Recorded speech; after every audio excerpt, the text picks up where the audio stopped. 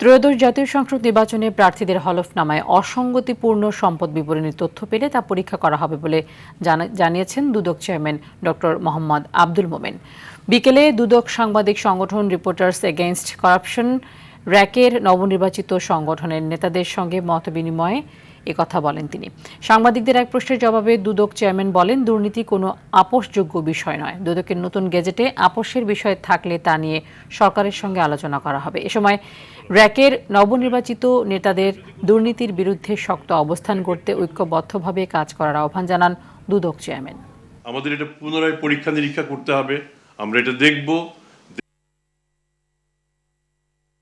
আমরা যখন যেখানে দরকার সেখানে কথা বলবো, অসুবিধা কি আছে? আমরা তো বললাম দুর্নীতির সাথে আপোষ নাই, দুর্নীতি কোনো আপোষযোগ্য বিষয় না।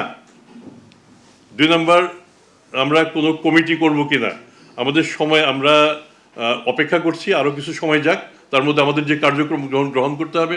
কমিটি মানেই তো এই না যে বাংলাদেশে অধিকাংশ কমিটি কমিশন শেষ পর্যন্ত কোনো কাজ করে নাই।